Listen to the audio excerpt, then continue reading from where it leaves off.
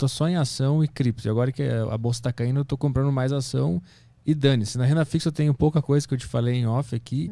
O resto tudo deixo na minha conta do Nubank. Eu sei que tem muita gente que deixa também, meio que por preguiça, porque lá rende alguma coisa. Lá eu vejo lá que tá rendendo todo dia um pouco.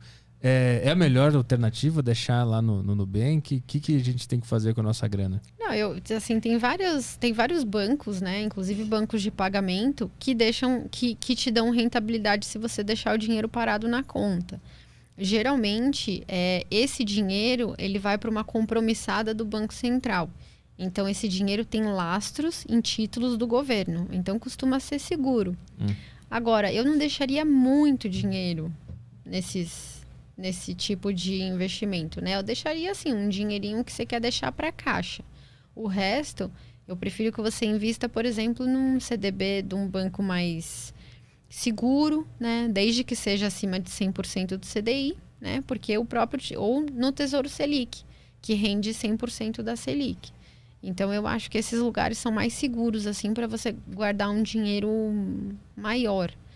Mas tudo bem, um pouquinho aí de caixa, tudo bem deixar nesses lugares. O Nubank, ele pega aquele dinheiro e compra título, Tesouro Direto, é isso? Ele faz uma compromissada, né, com o Banco Central.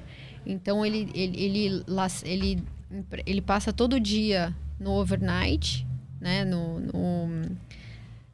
nas compromissadas. Assim, o Banco Central faz uma compromissada também, que é tipo um empréstimo. Ele pega empréstimo por períodos muito curtinhos. Então, um dia, uma semana, um mês, 3 meses, né? Ele também faz esse tipo de operação, que é chamada compromissada. Então, tá sobrando caixa aí no banco, às vezes ele passa na compromissada do Banco Central por 1, 2 dias. Ele sabe, vamos supor que ele sabe que aquilo vai ficar lá durante os próximos 2 dias. Aí ele passa na compromissada do Banco Central e é remunerado pela taxa Selic. E aí ele te repassa aquilo. Então o Nubank pega minha grana, usa ela para emprestar para o Banco Central, é isso? E me devolve uma partezinha do lucro. O lance é que eu poderia fazer esse movimento sozinho sem o Nubank. Por isso que eu consigo melhores oportunidades, é isso? Você pode fazer diretamente no Tesouro Direto. É mais porque eu não sei te precificar qual é o risco de execução disso.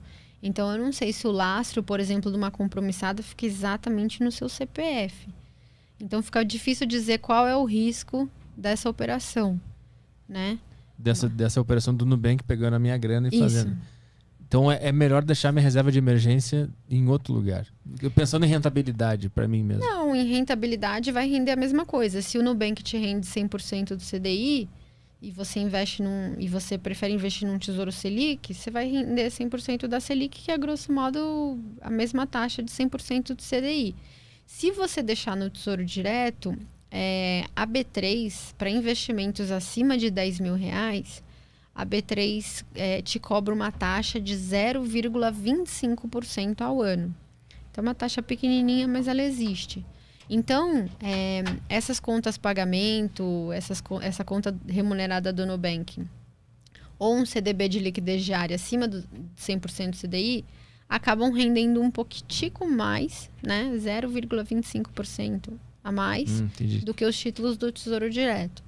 Mas, em compensação, no título, se você for comparar o risco tesouro-governo com o risco de um banco, né, que é o emissor do CDB, o governo é mais seguro. Então, compensa, entendeu? Em termos de segurança, compensa. O governo é mais seguro? Ele é bem mais seguro, porque imagina que a gente está numa crise gigantesca. E o governo precisa pagar os juros do empréstimo. Nessa situação, o governo pode fazer... Ele tem várias coisas que ele pode fazer para pagar aquele empréstimo para você. Por exemplo, emitir dinheiro. Ele pode simplesmente emitir dinheiro e te pagar o empréstimo. Então, é muito difícil você ficar sem receber o seu empréstimo. Ele pode aumentar os impostos. Ele pode pedir dinheiro com entidades internacionais, por exemplo, o FMI. O banco não pode nem emitir dinheiro, nem pedir empréstimo para o FMI e nem aumentar os impostos. O banco não pode fazer nada disso. Então, o banco ele tem mais risco de quebrar do que o governo. Entendi. Entendeu? O governo, é muito difícil um governo quebrar. Ele sempre dá um jeito. Ele dá um jeito. Já aconteceu de algum tesouro direto quebrar ou não ser pago? Já. O governo da Argentina recentemente não pagou uma dívida. Com os investidores. Com os investidores. É uma loucura. O da Venezuela também. E o que o cara faz se isso acontece? Ele fala, devo, não nego, pago quando puder.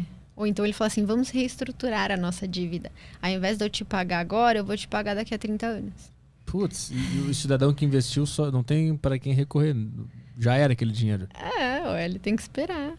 Ele tem que esperar. Mas aí o que vai acontecer? O próximo dinheiro que esse governo precisar, e esse governo frequentemente precisa, né? Porque se ele tá com uma dívida tão alta assim, é porque ele tá gastando muito mais do que ele arrecada.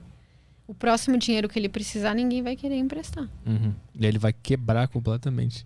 Ele não vai conseguir, às vezes, nem pagar funcionário público, porque ninguém mais vai querer emprestar dinheiro para ele. Então, também não é do incentivo do governo mal pagador que ele dê default.